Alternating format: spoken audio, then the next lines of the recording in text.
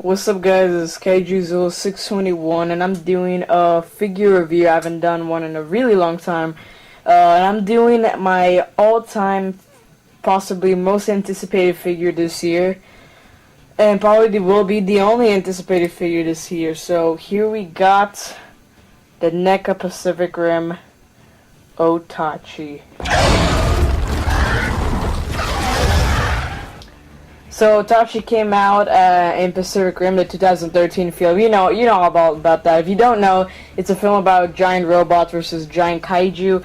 And if you didn't know, this is my all-time favorite Pacific Rim kaiju, and possibly in my probably fifth place of favorite kaijus ever. So yeah, this figure is awesome. I've been waiting for NECA to do this. Good thing they made it early. Not pretty much early, but it took a while, but at least they did it before all the other ones. But I am waiting for them to do Slattern. But anyway, this is a really expensive figure. I only got it because my YouTube money, but it's a really hard. It's like a really hard figure to find. It's more expensive than the Jakks Pacific nowadays, even than the NECA 24-inch. But it's definitely worth it. Even though it kind of feels like for me it feels like some of the other figures like it should cost like maybe $29, but still it's a great figure and I think they did a really good job. So first let's look at the detail on this figure. Going over the detail, you can see here all the nice details on his face, or her face actually. Let's look at the eyes. The eyes are nicely painted. They look very reptilian-like, and I like the wrinkles around the eyes. The tiny more little eyes on the little things here, like horns, I don't know, but the nose, the nostrils has like, I don't know, like four nostrils. The teeth are very nicely done. I love how they are sculpted. They're sculpted individually. Yeah, and the mouth is really nicely done, and it looks so good on all sides. The only problem I have with this figure is how this space is kind of open, but I guess it's accurate, but not like in real life accurate, but really nicely done.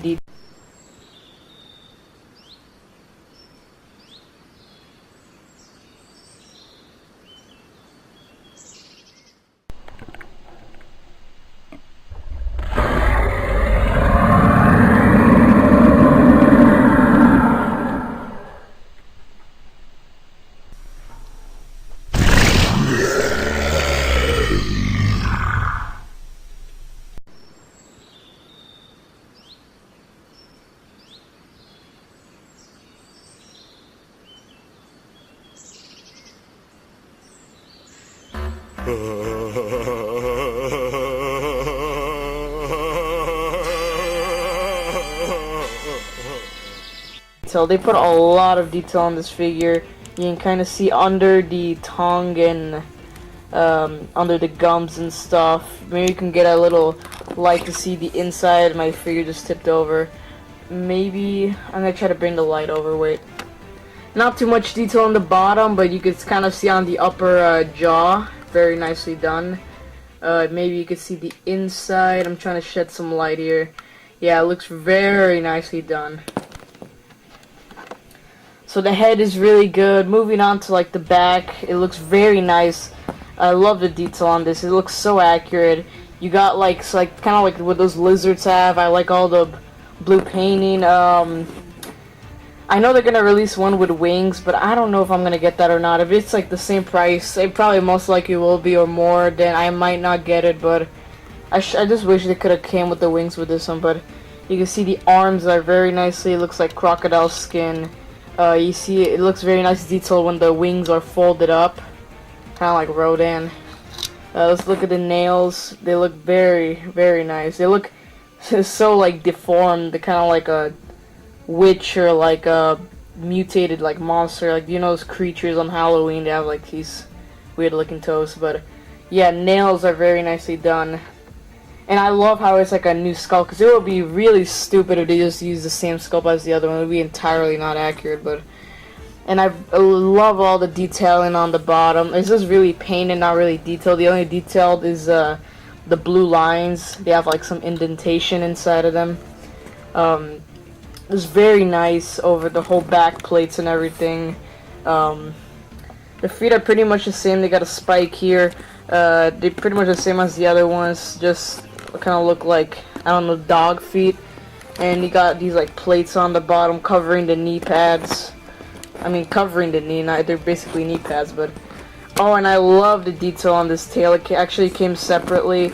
I love the underside. You have to like match it correctly so it like fits well. I'm gonna try to do it like that. Very nice. It looks like a centipede almost. Very nice. You can just see all the nice details they put on this thing. And then we got the awesome pincer that looks like the claw. Very nicely detailed. I think maybe, like, you know, like the articulation point moves right here, kind of like makes it less good, but it's I still really like it. It looks very nicely done. I just really love this figure. So yeah, that's pretty much it for detail. Now we can move on to the paint job. The paint job looks great, but I just noticed that the eye is all messed up right here. 2 pupils. I don't know why, but I guess I can't do anything about it. But I love the paint on the eyes, the blue kind of blood or acid on the gums, like gum line.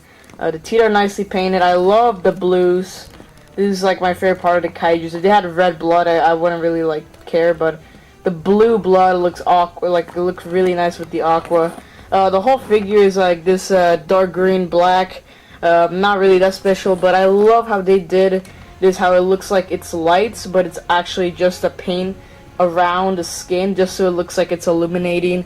It looks very nice how they did that. And for the toes, they use the same glossy paint as the other ones. Nice blue on the bottom. I love the yellow just to give it more differentiate of the colors. And we've never seen like stuff on this figure we've never actually seen in the movie, so it might be accurate, it might be not, and maybe they just I know they copy like the 3D models from the movie, so yeah. The paint on the yellow looks really nice. So yeah, that's pretty much it for the paint job. Nothing new, the same on this. It looks very nice how it's like illuminating. And for the bottom tail, it's more of this greenish black gray, mostly gray on the bottom tail. And for the pincer, you just got the same dark green and the kind of bony yellow for the I don't know, spikes and teeth on the pincers. And yeah, that's pretty much it for this paint job. Articulation, the head moves side to side, up and down. The mouth can open like 3 sides like that, or like counting this side also. You can still move it around. The neck has a joint too.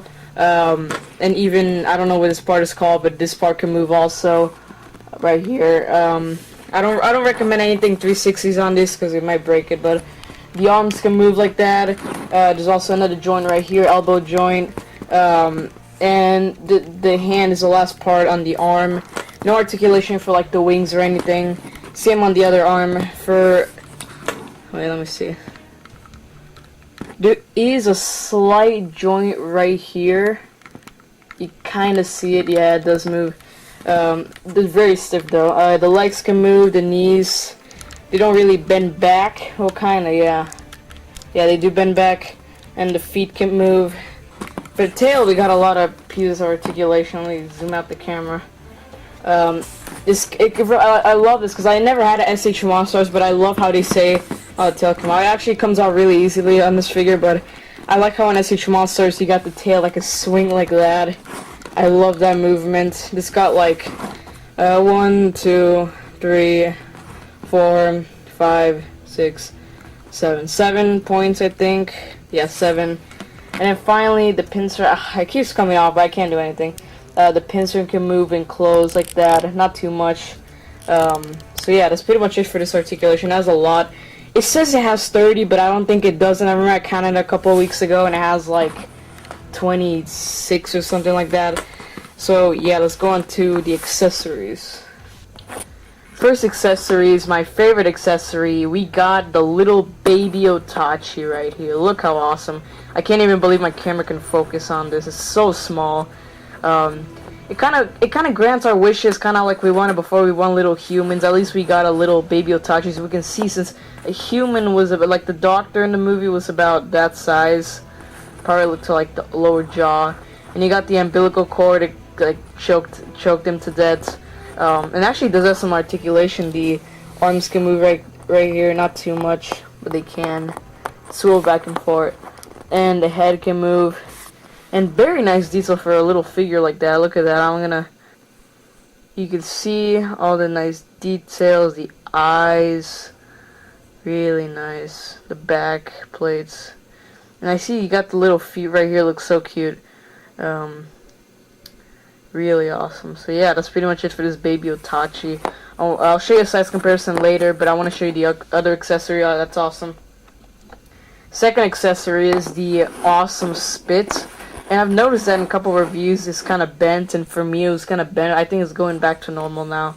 This is you take away the tongue on the actual Otachi figure and plug this right in. Kind of hard to do it since, I mean, like for adults it's going to be hard to take them off because they have big fingers, but yeah, it's very nicely painted. All the little dots and like freckles. Not really freckles, but like the dots on it. Looks very nice. I love the acid effect. Looks really awesome. So let's plug this right in and show you how awesome he looks. So you take this off right here. I think you could possibly, yeah, put it back up. Then you get the spit, and after that you get acid spitting Otachi. Looks very awesome. We can even put baby Otachi on top. For size comparison, this figure actually isn't that tall as I thought it would be, but it's really long. Here's baby Otachi compared to it. Yeah, little guy right there. Let's put on a little Godzilla figure. First off, for size comparison, here we got the newly released, well, kind of not newly released, but we got Godzilla G94, 95 I meant. Godzilla's taller, but by these little horns, Otachi's a little taller. Definitely not accurate. I think Godzilla 1995 was really big. It's probably, I don't know, probably that big or something. Here we got, since some people can't afford NECA, here is a Bandai Creation Godzilla 1954. As a C, stands like a 1 inch, about 1 inch taller. Then finally got also the newly released Anchorage Gypsy Danger. And I still don't know if they're accurate or not, because I know... Wait, that was a Godzilla. Yeah, the kaiju don't scale up with the Godzilla figures. Neither the Jaegers, definitely not at all. But I think the sizes are pretty good. I mean, I forgot. I haven't seen a movie in a long time. But yeah, pretty much it for size comparison. So final thoughts. This figure is so good. I'm definitely impressed. This is probably what I has wished as much. I mean, there isn't really any more. It'd be cool. I mean, it'd be cool if they add the wings, but we're not going to get that until later, but I don't even know if they're going to do it. I think they kind of can, so I haven't heard a lot from NECA. But yeah, this figure's awesome. I'll give it a 9 out of 10. I mean, no problems. I don't even know if it's a 10, but I don't really know what you could do better, but maybe just the wings, and it'll be probably a 10, definitely. But yeah, the baby Otachi score. I know they're going to come out like a 6-inch with this guy, and it's going to cost like $11. Horizon Brave is coming with the Prologue Jaegers for the next wave. And I know Godzilla, the NES game one, which I'm not going to say my thoughts yet because I'm kind of like, I don't know, both sides. But yeah, this figure's awesome. Definitely buy it. Thank you, NECA, for making this awesome masterpiece. This is with this, I feel like my Pacific Rim collection is complete. This is the #1 I wanted. I don't feel like I need any more, but I'm definitely going to collect the next they're going to do. So yeah, pretty much it for this review. This is Kaijuzilla 621 signing out.